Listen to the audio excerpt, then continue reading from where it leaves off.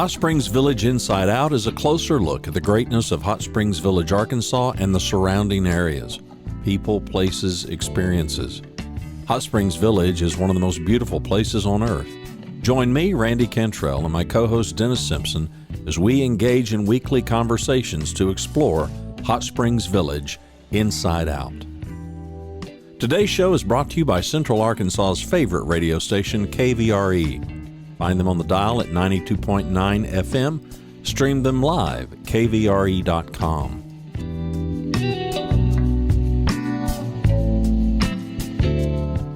RE/MAX of Hot Springs Village. The award-winning RE/MAX of Hot Springs Village is the largest real estate office inside the village with over 30 full-time agents and support staff. Visit them to learn more about this beautiful place to solve your real estate needs.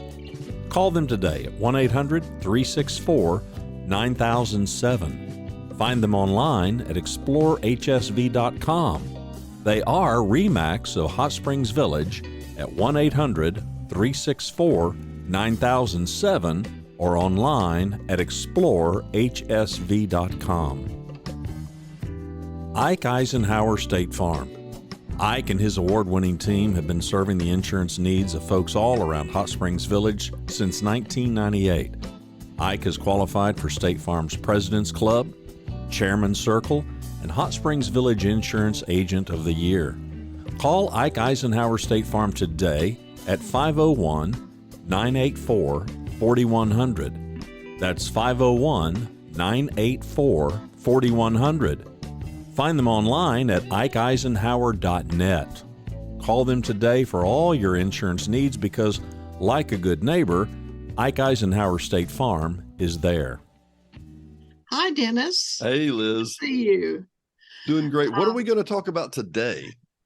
Well, I thought we would look at an 1880s map of Marble Township that shows, what was there then, but you can see it in connection to some focal points that you'll recognize, so you'll know where you are. And then zero in on a couple of people whose names are on the map. And that will lead us to some interesting information about churches in Marble Township. Now, most people would say, okay, Dennis, this is Hot Springs Village Inside Out. This is interesting. What on earth does Marble Township have to do with Hot Springs Village? Liz, why don't you tell us what Hot Springs Village has to do with Marble? Hot Springs Village is smack dab in the middle of Marble Township. This is your township. You are living in today's Marble Township. If you wondered what was here before. Yeah. So, well, of course, today many people are unaware of the township divisions, but it was perhaps more important in earlier days. But you are in Marble Township, which is the northeast corner of Garland County.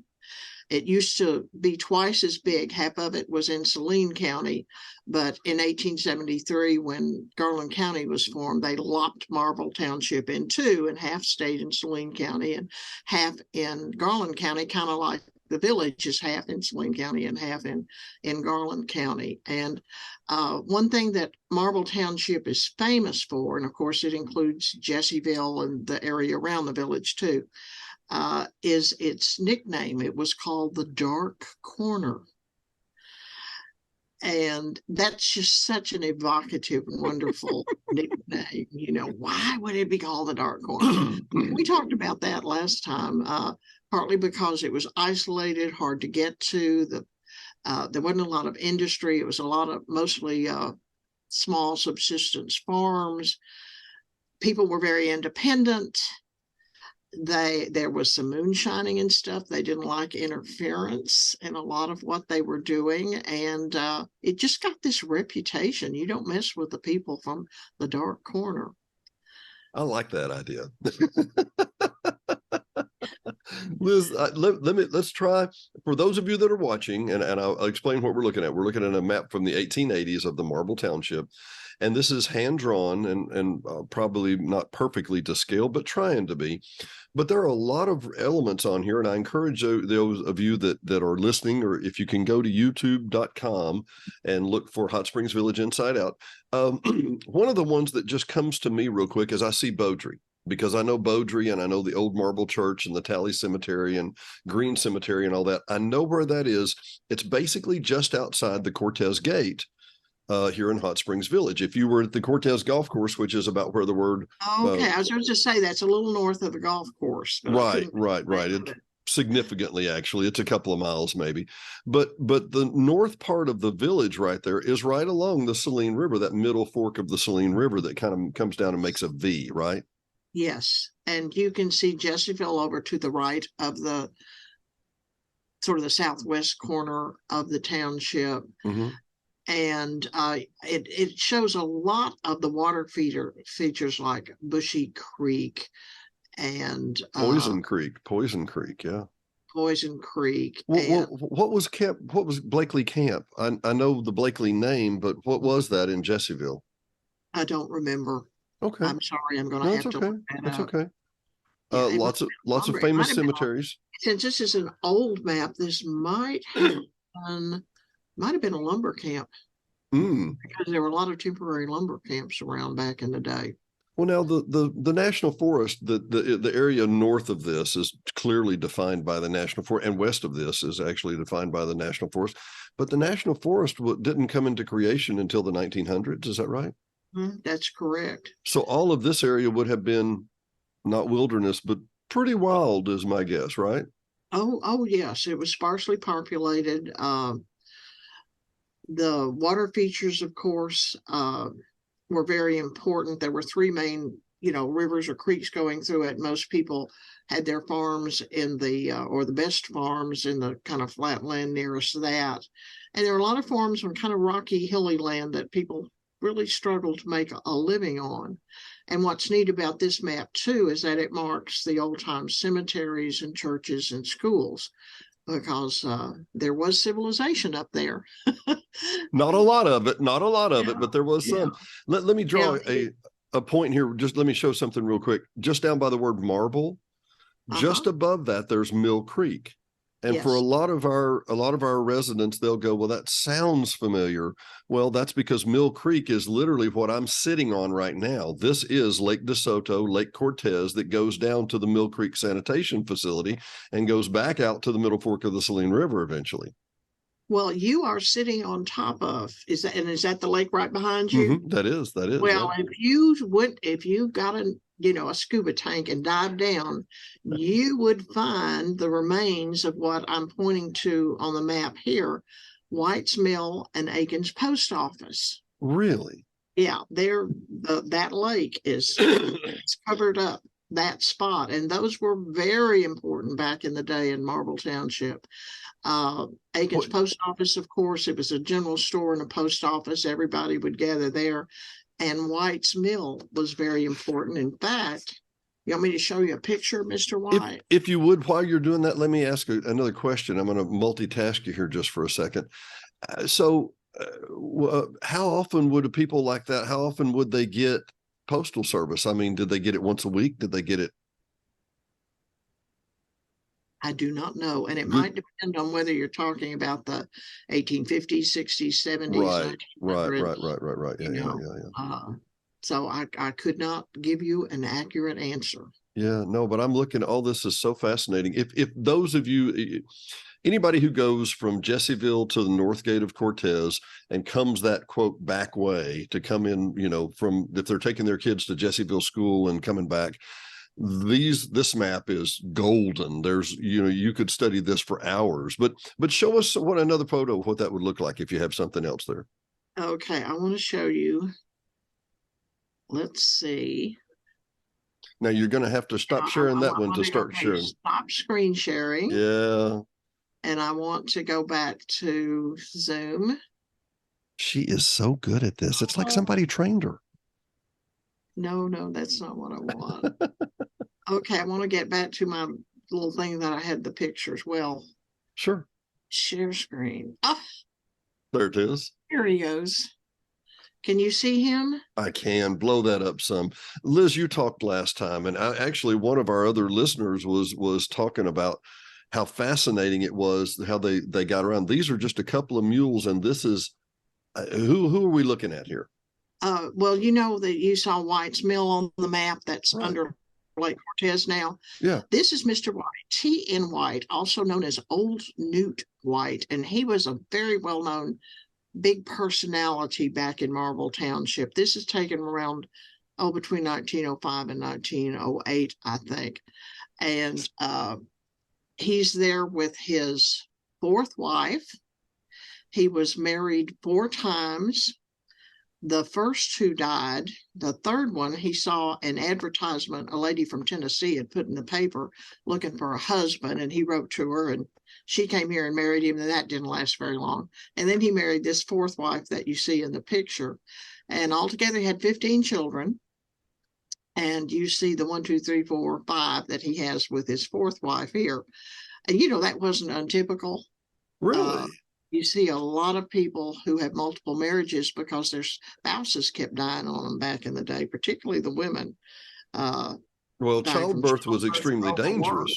I'm sorry, I didn't mean to. Yeah, childbirth was extremely dangerous. You didn't know, and there wasn't quite a thing as birth control in those days. No. And I think a lot of women worked themselves to death too. Yeah, I think you're right. But Mr. White came to Arkansas in 1846. He'd been born in 1829, and he settled on the Middle Fork of the Saline there. And he had his mill there where he grained flour, and it was known as White's Dead Level Best, which I love that name. That was the name of the flour? White's Dead Level Best. And he was a character. He disagreed with lots of the politics or religion of the day, and loved to argue with people. One time, we have a wonderful history of Marble Township that was written in 1908 by a man named William A. Satally. And he said that every individual in Garland County is familiar with the name and person of Mr. T.N. White, Marble's religious and political target, because everybody, would argue with him. He was an interesting fellow. He during the Civil War, he joined the Southern Army, but against his will. It was one of those cases where some Northern guys would come up, or Southern guys would come up, and there's a young man there and say, well, who are you joining up with? And they're these guys with guns, and you join up with them. Yeah. And Mr. Talley says that White actually had Northern sentiments. He was a, quote, uncompromising Union man when he enlisted, which he had to do, and expressed himself unreservedly, for which he was threatened to be hanged. And he said he joined the army to save his life, but he never shrunk from duty in camp, on the march, or in battle, and was in every battle that the Arkansas 3rd Cavalry fought. So that's really interesting, an unwilling recruit, but he serves faithfully in the army that he doesn't agree with. But he came home, of course, and became a miller. He was the magistrate of the area. He was involved in everything, but he did have a lot of Talley says he fought the popular religion and politics of the day. But most people, had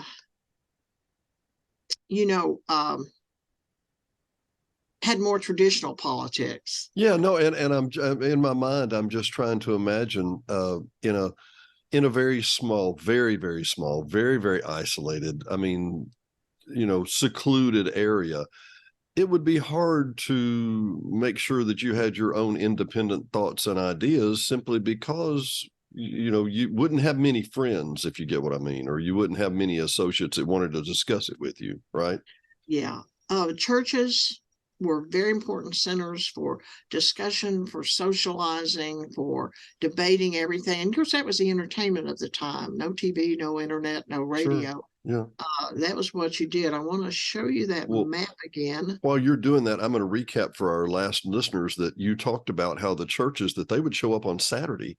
That, in some of these areas. And Marble, I want to get back to Marble Church, which is one he spoke at sometimes the political things. Okay. Mr. White did?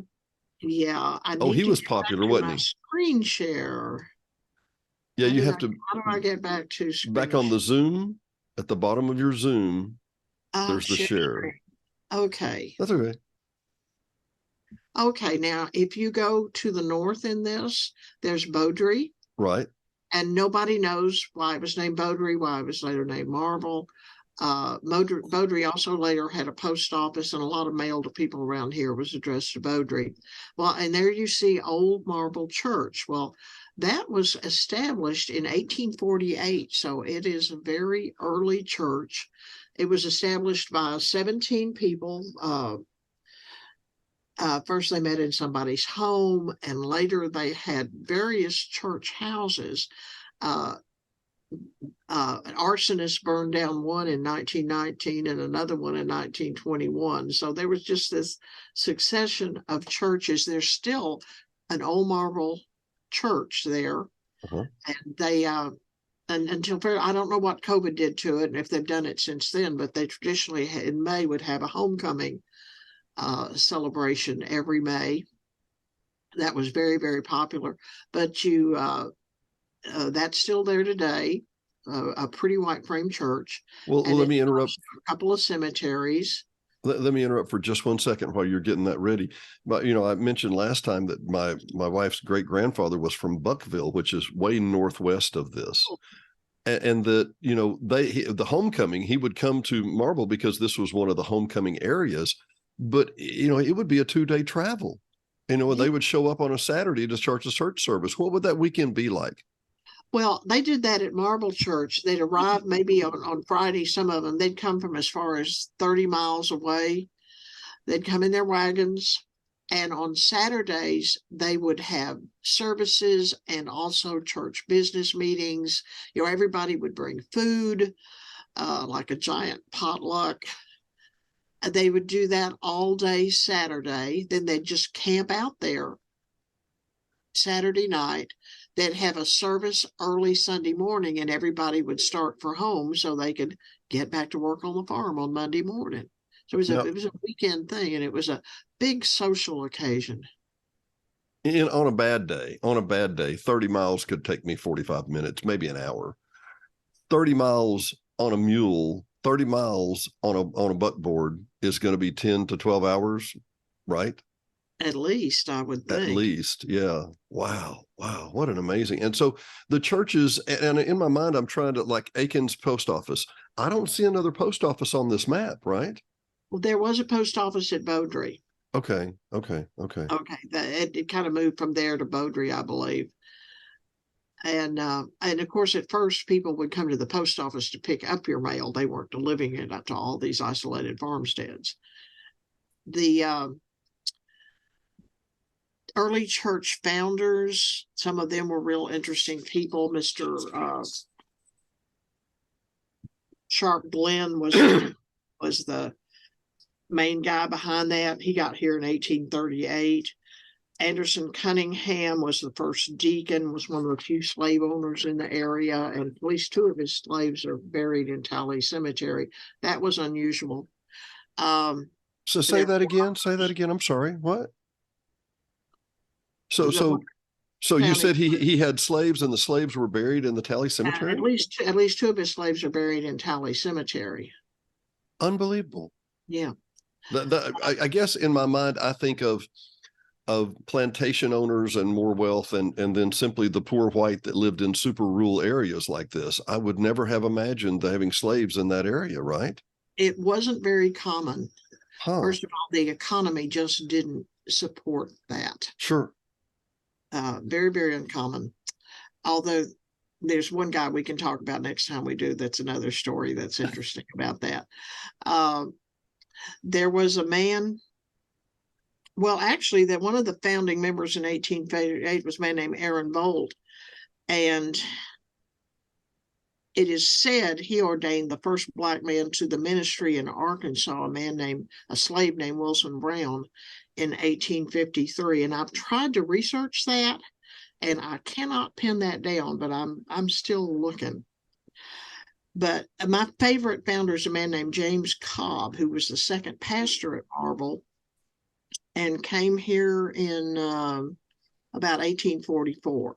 And he was the pastor for a while, but something went wrong they excluded him from the church in 1861. And that was an old-fashioned term for meaning they kicked you out of the church if they excluded you. He got kicked out in 1861 for wishing Melinda Glenn dead and in hell. He also suddenly called all Baptists swindlers and left the ministry entirely. So there's the interesting characters. And I have a picture here. If you give me a second. Sure. And just let me note something while you're doing that. I think we've lost something when we don't know the history of these older stories like that. What all Baptists are swindlers. This is, oh my Lord, that's truly classic. That's truly classic. And I'm trying to imagine some people grabbing some scuba gear and going to the bottom of Lake Cortez to find White's Mills remains. I'd pay to see that. That'd be nice. That'd be very, very nice.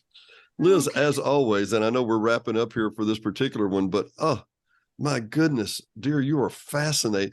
Oh my goodness.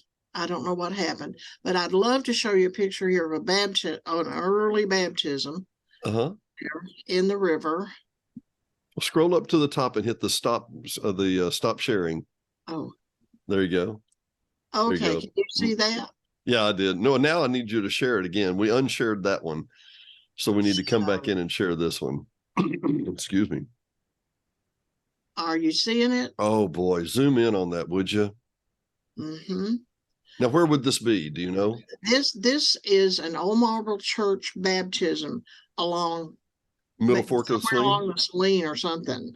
We don't know the exact spot, but it's an old marble baptism. And one of the preachers in the late 1800s, early 1900s was a man named Steve Ragsdale, actually J.R. Ragsdale. His farm is on that map you saw. Mm-hmm.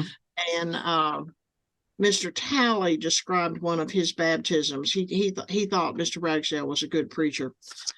And he said, many sin-sick souls have Steve and the Lord brought through, and it cannot be said that Steve did not do his part in that transaction. When the sacred duty of baptism is entrusted to Steve, he performs that duty in an up-to-date manner. He takes them in waist deep, says a different ceremony to each individual, and plunges them to the bottom. If a genteel good ducking is essential to salvation, then his subjects shall never be found wanting. And this is my naivete and my bias, I guess. Number one, roughly what year do you think this was taken? Early 1900s. Okay, so in my mind, and I'm trying to, and you've done a wonderful job of helping us understand this. Number one, getting food and supplies back and forth was a 2-day event, a day and a half event back and forth from Hot Springs or whatever, much less getting a photographer to come to the other side of the river, obviously, and take this picture. And this was a big doings. I mean, this was big doings. He didn't take 20 other pictures that day and 5 selfies. He took this one and a couple more probably. Unbelievable. It is. And the people are just amazing, you know, and you see the kids and the old fellows with the beards. And of course it was raining. They're using umbrellas, but yeah. And I just wonder if one of these people is Preacher Ragsdale. That would be wonderful. That would be wonderful. Wouldn't that be? Yeah. Maybe he's the old bearded guy. Maybe that's it. Yeah, it might be him. So apparently a good Duncan does not suffice. You need a thorough Duncan, is what I'm hearing. Yes. In a modern way. Yes. So, and they probably waited till, there's several people wanting to be baptized and everybody would get together and it would be a wonderful, wonderful celebration and get together. You've got me stunned again, Liz. Well, unfortunately, we've got to wrap up. Will you come back again, Liz? Of course I will. we'll take you again and again and again. And I just love all you people up there living in the dark corner today. We love living in our darkness too. I think that's what it is. But you were talking about people that were headstrong, and I heard contrarian when you were speaking of the Mr. White, and I Yes. thought, Yes. headstrong, contrarian, don't agree with everybody about everything, maybe see the world a little differently. I don't think much has changed in 150 years. Not much. But the flip side of that was, how much they helped each other. They have to. disagreed, They but have they to. always helped each other. Liz, I can't. I've got an issue coming up that I can't discuss yet, but I want to talk later about. But I want to make note, in a smaller community like this, even the village, you can't afford to cuss every neighbor because you're going to need them someday. Yes. And in this way, these were people that, how shall I say this? In today's society, we think we have the freedom and the liberty to disagree with you, cuss you, and just walk our own way. No, we have to work it out. We're eventually, I'm going to have to see your viewpoint. You're going to have to do my viewpoint. We're going to have to be able, if I'm not mistaken, and I'm thinking I'm seeing here in these pictures, there are colored people at this church in these pictures, if I'm not mistaken. There are some darker skinned people. Think about what that meant at that time. Am I mistaken? I do not know. I don't know if it's the photography but in the back row there definitely looks like there are a couple of a black child, a black lady. And my point being, that's fascinating. Yeah, you had to get along. Mm-hmm. Wow. Liz, as always. I've been so remiss. Liz Robinson, the Garland County Historical Society. I'm coming to you for WPA and CCC information soon. And people can go to our website and learn more about the program we're giving on March 21st, or if they want to join or donate and help us do our work, we'd be very appreciative. And tell me once more where I can find your website at, Liz. Just GarlandCountyHistoricalSociety.com. As always, Liz, it's a pleasure. We'll see you next time for Hot Springs Village Inside Out. Dennis. Thanks, Liz. Thanks for watching and listening to Hot Springs Village Inside Out, a weekly podcast starring Hot Springs Village, Arkansas. Visit the website at hotspringsvillageinsideout.com.